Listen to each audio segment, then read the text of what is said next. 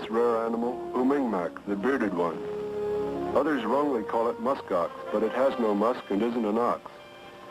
Native to the Arctic, if it could be captured and domesticated, the Umingmak would be the key to opening up the vast northern regions of the Earth to agriculture, the basis for permanent human settlement and civilization. This is the story of an Arctic roundup to capture Umingmak calves for study and breeding.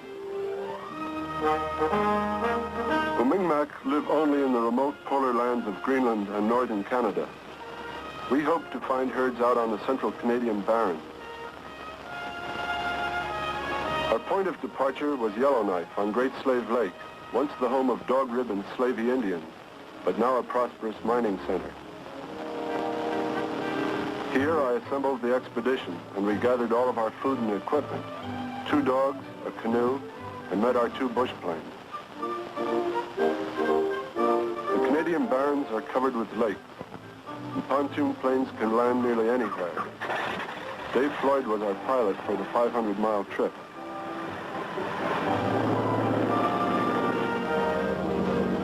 We flew northeast over the tundra, the first plane hunting for the rare and secluded Umingmak, the second following 2 hours behind and in radio contact with us.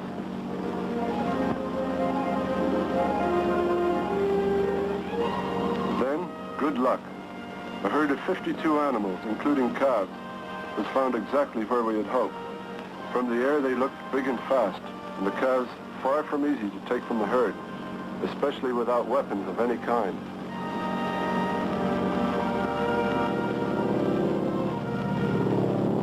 We found a lake only 2 miles from the herd, where there was a good campsite because of a freak isolated growth of spruce, although the so-called tree line lay 200 miles to the south. It was August, and the vegetation around the lake was at the peak of its short growing season. We radioed our position back to the second plane and went in to land.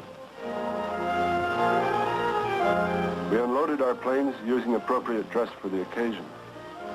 The black-sweatered man is John Kelsall, sent along by the Canadian Wildlife Service to observe our operations and to act as referee. And this man is Alden Taylor, second in command of the expedition.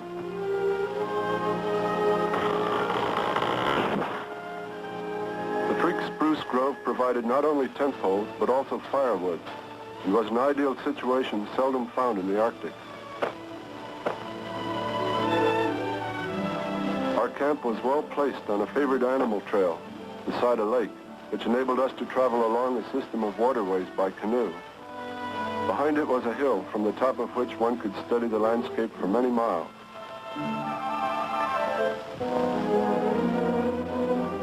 The very first evening, a herd of Umingmaks wandered through camp, notably this old bull, probably rejected from a herd since this was August, the height of the rutting season, and bulls which lose fights for cows travel alone. We almost captured him when he fell into our latrine, which would have been an ignominious end for him, as well as difficult to explain later as a proper method of capture.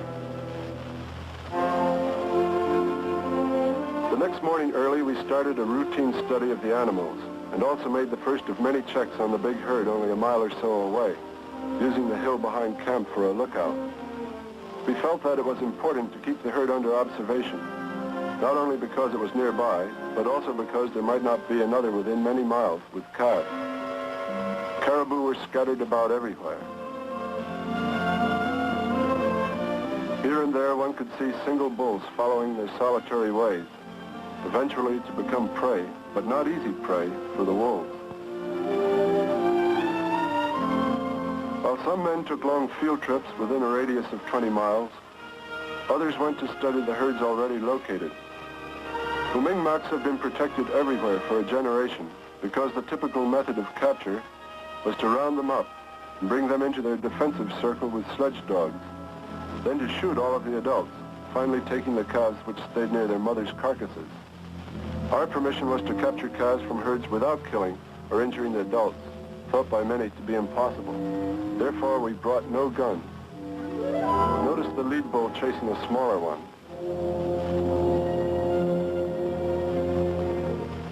This bull is coming towards us with a characteristic determined gait which breaks into a galloping charge. But since we are not yielding, he is too fast to run away from and there's no place to hide, he becomes confused. This, we learned, is the key to handling their charges, out-bluffing them, and we later took advantage of it.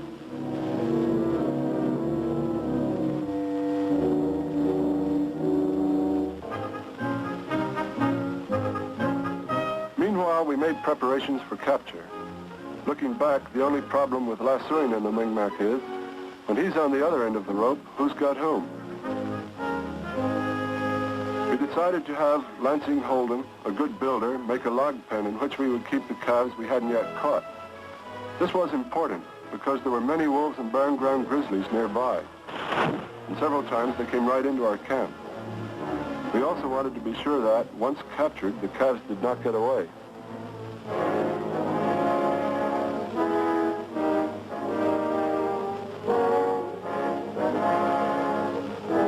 When everything seemed ready, we decided to fly out to try our luck, and brought along our 2 dogs in the hope that they would chase the Mi'kmaqs and bring them to bay in a round defensive circle. We would figure out a capture technique from there.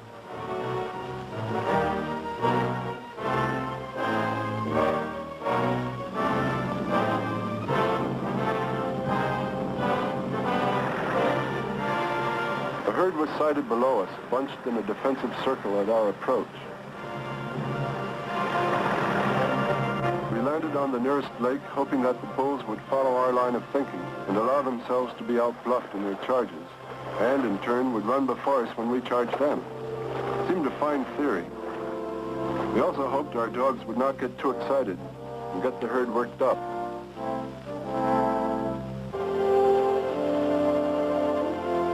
The animals were drawn up in some small spruce and were snorting and stamping at our approach. The lead animal came out, undecided whether to charge or not. We held our ground, but our valiant dogs put their tails between their legs and whimpered when we released them.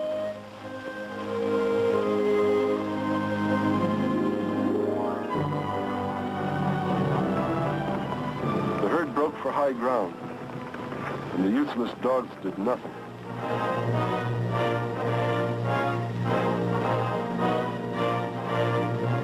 We then tried to cut them off and to drive them onto a point going into the lake where we could corner them. But they kept right on going, into the water, swam away.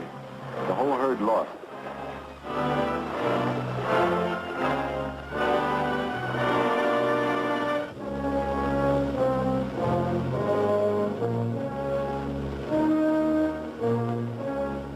Very discouraging. In fact, aggravating.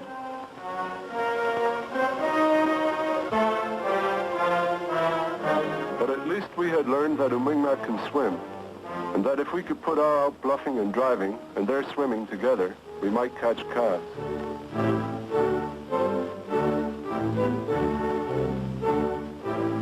Since we had driven all the animals out of the region and had 10 days to wait before our plane returned, we decided to build a corral trap on a point with heavy wire and perhaps someday drive a herd into it.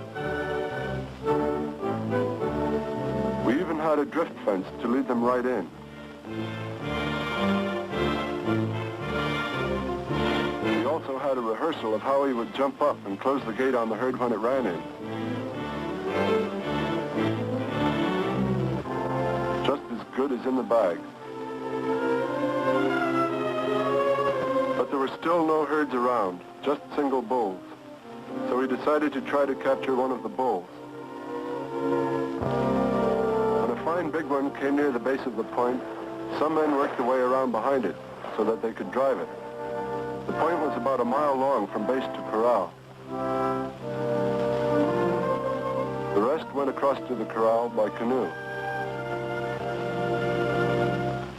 The men succeeded in driving it towards us at full speed.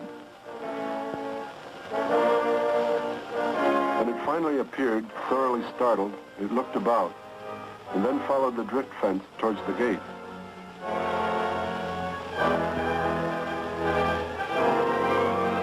I jumped up and shut the gate on it. He smashed through the fence as if it were a willow thicket and jumped into the lake. And then he started to swim away across the water. But this time we chased him in a canoe. We got a rope on him and held him in the water. had to get more ropes on them, but when wet, they were difficult to throw accurately because they stiffened.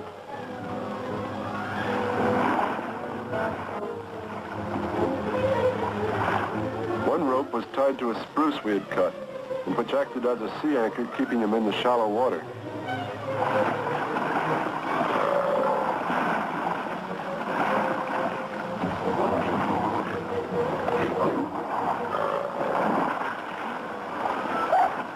The dog was full of courage now.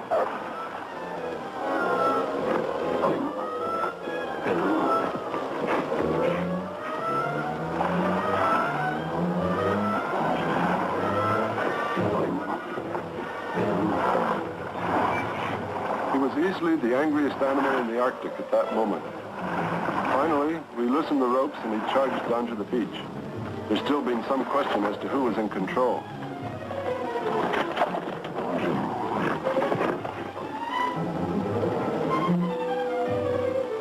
Thus we succeeded in capturing the first wild adult Umingmak and provided ourselves with a rough test of our theories of capture. But we had no other use for a full-grown bull. We wanted the young, more tractable calves.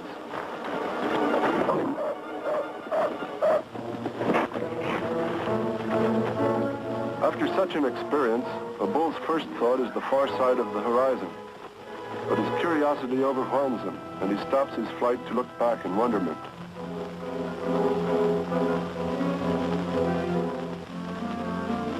But now there wasn't a herd within many miles, and still a week to wait for our plane.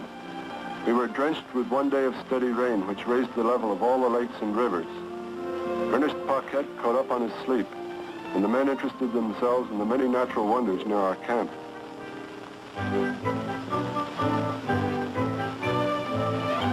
Some men tried their luck fishing, which was good because no one had ever fished there before.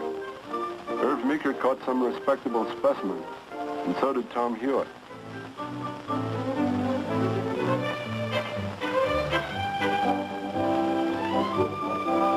Fresh fish was a welcome addition to our fare of dehydrated foods. This Canada jay joined our expedition and built a private cache which was surely the envy of jays everywhere.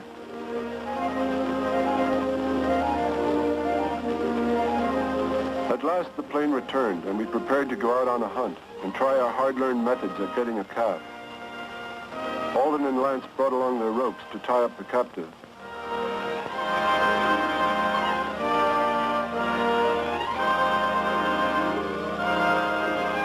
The size of the hunting party was reduced to 6, so that the plane could carry a canoe strapped to the pontoons, and, we hoped, a calf.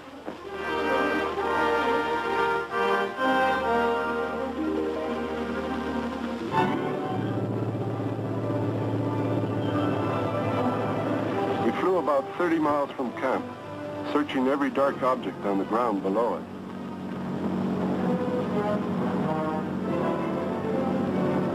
Then we found a big herd with a number of bulls.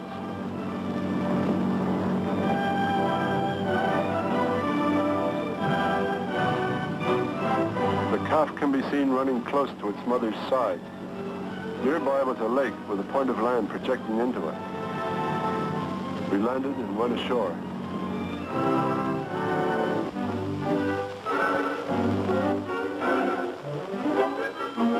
We arranged ourselves at intervals out from the base of the point, lying on the ground in ambush for the herd. We sent the plane up to circle around on the far side of the herd, hoping its noise would make them drift towards us.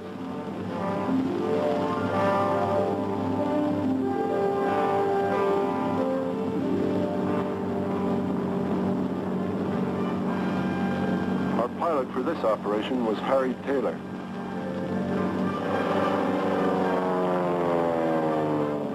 It isn't possible to corral these animals from the air as one can bison, cattle, or caribou. They face whatever presses them closely. We have even seen the bulls leap from the ground and try to hook a pontoon with their horns.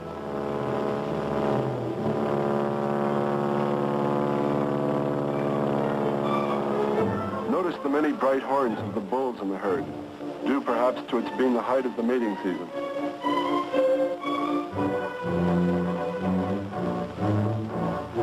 When the herd passes our ambush line, we jump up and chase them out onto the point. splitting off as many adults as possible.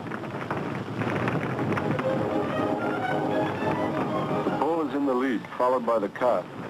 We chase them right into the water. Two men then run for the canoe.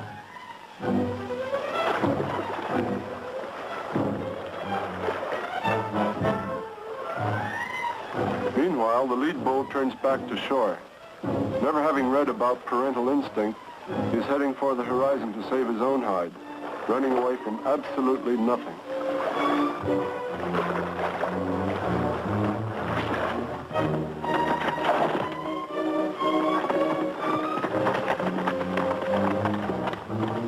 This is the calf, separated from the swimming herd, and this is how we catch him.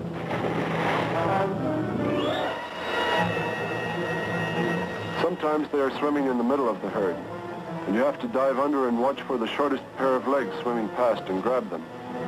Of course, the calf struggles violently. You have to be sure to keep its head above water. The job is to drag it ashore, or to the plain when it lands, a job made more difficult by the icy water.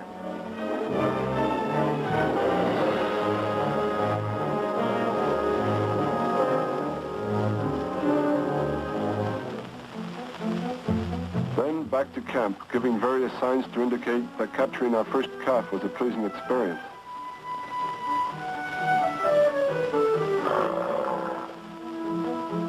We unload the calf, making sure that it doesn't get away. We used enough rope for 20 calves. It weighs about 150 pounds and is 4 months old. And now we had an occupant for our calf pen.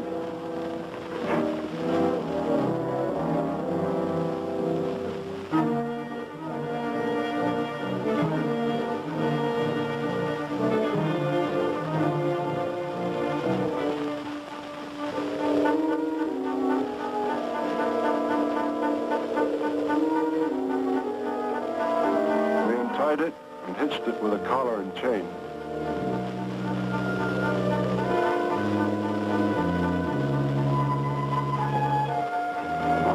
As soon as they get their 4 feet under them, they are full of fight and try to settle accounts.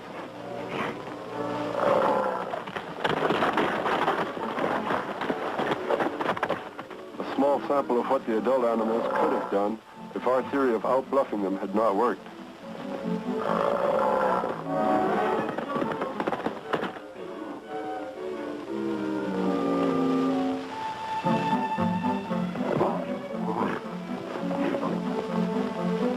Naturally, a victory banquet was called for by the occasion, and a thorough discussion of our strategy.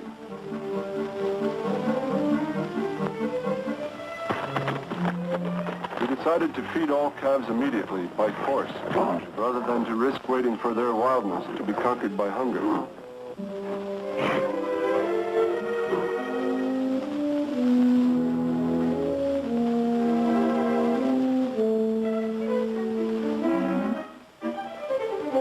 Milk was the basis of the diet, because in the natural course of events, the cow nurses her calf for a year to get it through the first winter. This might be interpreted as proof that Ernest has shirked his midnight bottle duties with his own children. One man always slept in the pen with the calves to protect them from the wolves and the barren ground grizzly bears which were in the neighborhood. At one time, 4 bears came through the camp together. They even charged and butted the willow branches we gave them. Willows are their favorite food.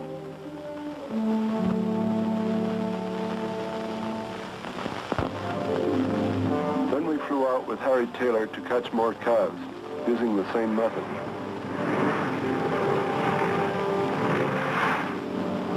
The nearest animals were still many miles from camp.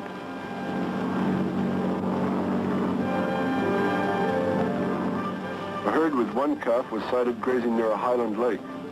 It did running when we circled it, but we decided to try it.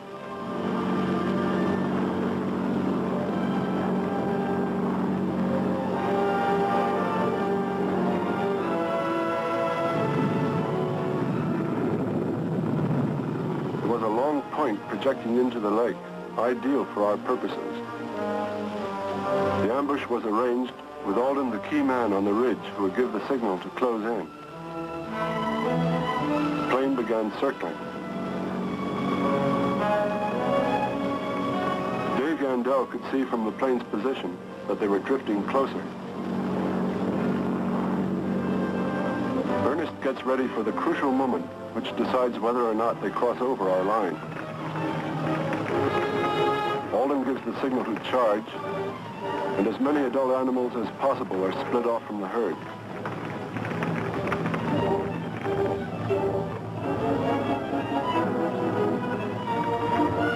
The men press the herd, yelling and waving their arms, trying to anticipate the direction of any breaks for freedom, and again drive the lead bull, some cows, and the calf out onto the point. It is important not to give them enough time to think the situation over. Then, into the water they go.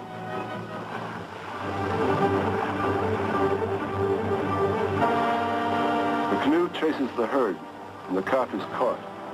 Using these methods, we have caught 7 calves on 2 expeditions without ever injuring animal or man.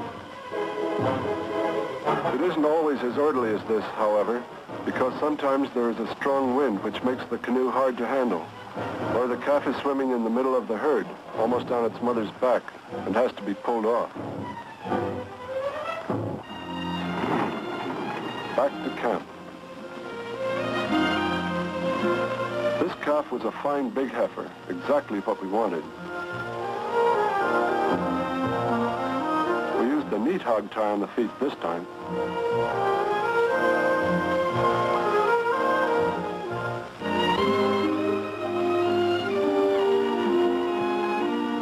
Ernest used a buttermilk container for its first meal.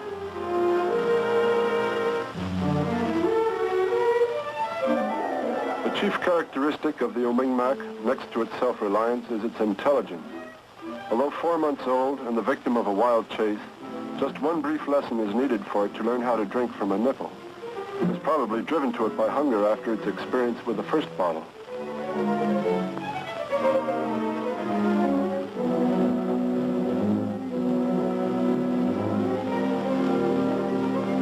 Ernest Paquette, our veterinarian, also gives them injections to protect them from shipping fever on the long trip to Vermont.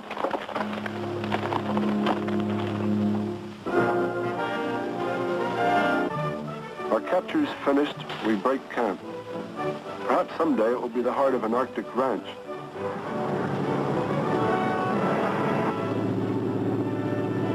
The calves are hog-tied, and we fly the 500 miles back to Yellowknife, where we put the calves in crates for the much longer flight to Vermont. Speed is essential, since travel is hard on animals.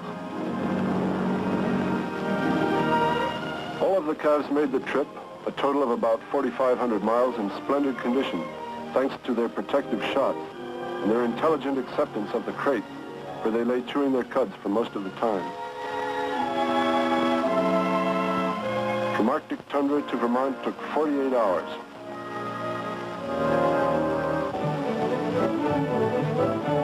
From the airport, they are taken to our farm in the mountains, chosen because it has high elevation, some bald windswept hills, and a good stand of willows, their favorite food.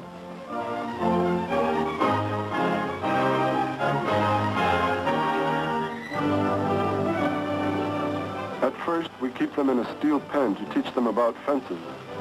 Since they are only familiar with thickets, which they know they can crash through, it is important to have a strong wire for this first lesson, which is, however, learned at once. In spite of their harrowing experiences and being manhandled, they still feel equal to the situation.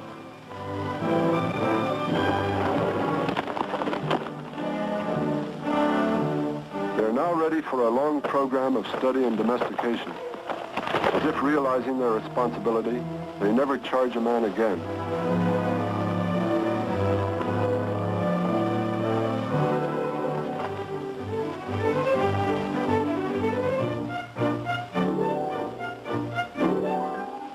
Their diet is an imitation of nature, which means milk twice a day during the first year.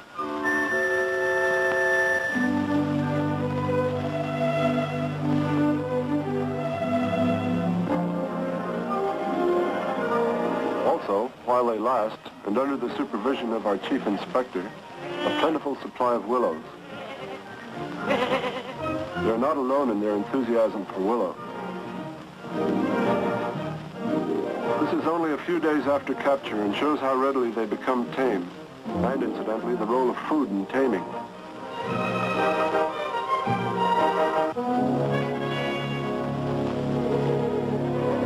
When winter comes, the Umingmak, native of the Arctic, proves his suitability for northern farming. No blizzard will induce him to take shelter, and he peaceably digs through the snow for his meals. Therefore, no need for barns or winter feed. For both calves and adults, this is their idea of good sport. They love to be played with and enjoy petting and chasing, as with Alden here. When thirsty in winter, they just eat snow.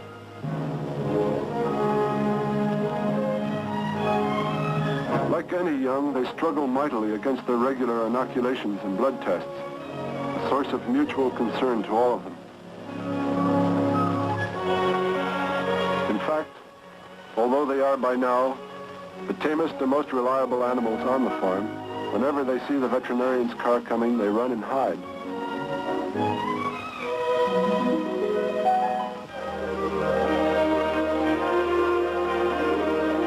Spring and summer are the critical period, not so much because of the temperature as because of the stomach parasites which thrive in our southern pastures. Their symptoms must be watched closely, as in sheep. At the end of May, all in a week's time, they shed their underwool, which may be peeled off in great sheets by hand. No shearing or clipping.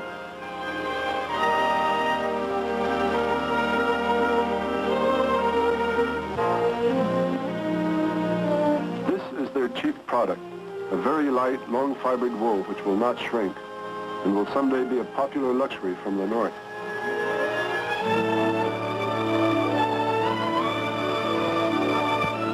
They adapt themselves readily to farm life and are tamer than most domestic cattle. They get along well with other animals, although they tend to dominate the pasture.